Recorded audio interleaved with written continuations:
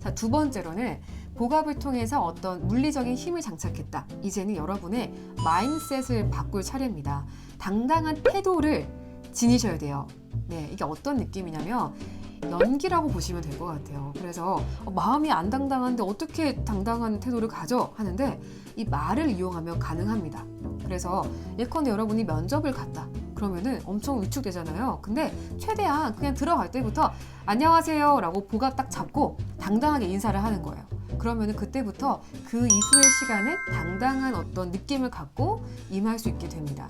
그래서 뭐 출근을 할 때라든지 택시를 탈 때라든지 그럴 때도 저는 웬만하면은 안녕하세요 라고 좀 힘차게 얘기하려는 편이긴 하거든요. 저도 성격이 되게 내향적이고 또 남의 시선을 많이 의식하는 타입이기 때문에 오히려 더 저는 당당하고 약간 시원시원한 어떤 쿨한 느낌을 장착하고 인사를 하려는 게 있어요. 예, 여러분 당당한 태도를 잊지 말아주시기를 바랍니다. 이때 좀 팁이 하나 있는데요. 팁보다는 중요한 포인트가 있는데 당당한 태도로 하려면은 소리가 먹히는 소리면 안 돼요. 예를 들어서 네 안녕하세요 최다입니다 이런 소리는 약간 지금 먹힌 게 좀 느껴지나요 여러분? 약간 여기 안에서 웅얼웅얼한 느낌이 있다면 이게 아니라 안녕하세요 최다입니다 라고 입 바깥으로 쏟아내야 됩니다. 근데 이게 오랫동안 이렇게 웅얼웅얼 하시거나 어떤 분은 더 먹히는 경우도 있어요. 막 가슴에서 네 안녕하세요 최다인데요 딱 잡고 말하는 부분도 있거든요. 그럴 때는 약간 나 사실 나가 좀 도움이 됩니다. 나가 이 윗니를 치기 때문에 소리를 바로 바깥으로 보내는 그 힘을 주는 것 같아요. 나 하면서 안녕하세요 이런 훈련을 좀 하시면 도움이 되실 거라고 생각해요. 자, 그러니까 여러분 위축되는 상황일수록 좀 더 복압 잡고 당당하게 인사하는 거 선제적으로 약간 먼저 공격하는 느낌인 거예요. 그걸 기억해 주시고요.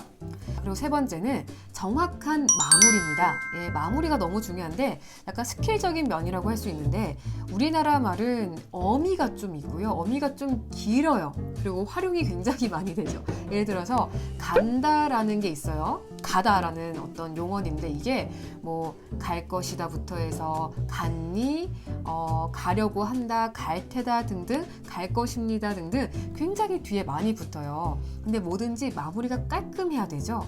근데 우리가 이 어미에는 직접적인 의미가 없기 때문에 흐릴 때가 좀 있어요. 아메리카노 한 잔 주세요. 라든지 이렇게 좀 흐릴 때가 있습니다. 특히 어떤 자기 주장을 할 때도 저는 모모라고 생각하는데요. 라든지 모모입니다. 네, 최다희라고 합니다. 이렇게 어미를 약간 약하게 하면은 전반적인 분위기가 조금 힘이 약해 보일 수가 있거든요. 그래서 이 마지막 부분에 힘을 조금 더 주는 거고요. 이때 당연히 복압 중요합니다. 그리고 사실 문장 끝까지 힘을 주려면은 호흡이 좀 길어야 되거든요. 그래서 만약에 내가 유달리 어미 갈수록 힘이 빠진다는 분들은 호흡이 조금 짧은 것일 수도 있어요. 그럴 때는 복식 호흡 훈련이 굉장히 중요해요. 자, 예를 한번 들어보면요. 아메리카노 한 잔이요. 이게 아니라 아메리카노 한 잔이요. 끝까지 힘 주시고요. 자, 그리고 부동산에 갔다. 근데 딱 들어가서 쭈뼛쭈뼛 하면서 그 혹시 매물 좀 있나 해서요. 이런 느낌이 아니라 딱 들어가서 부동산 매물 좋은 거 있어요? 네, 확실하게 물어보는 누군가가 식사하셨어요? 물어보면은 네 먹었어요. 이게 아니라 네 먹었어요. 드셨어요? 이렇게 끝까지 좀 힘을 주시면 좋을 것 같고요. 이때 좀 중요한 게 씁니다.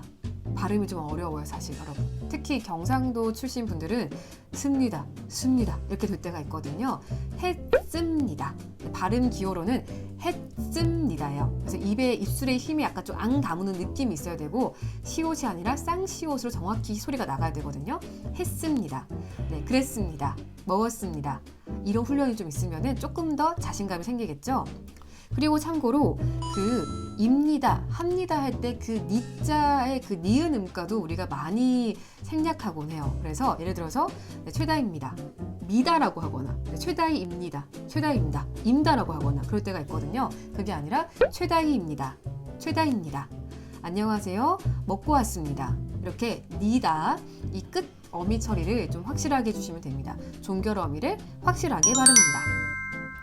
자, 그리고요 어미 처리하는 느낌도 좀 중요해요. 예를 들어서 저는 아주 어릴 때부터 간호사가 되고 싶었습니다.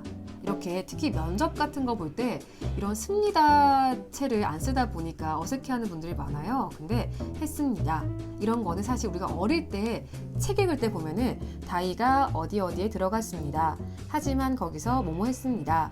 이런 어떤 일정한 꿀렁임이 생긴단 말이에요. 근데 그런 것보다 다이가 방문했습니다. 그래서 그랬습니다.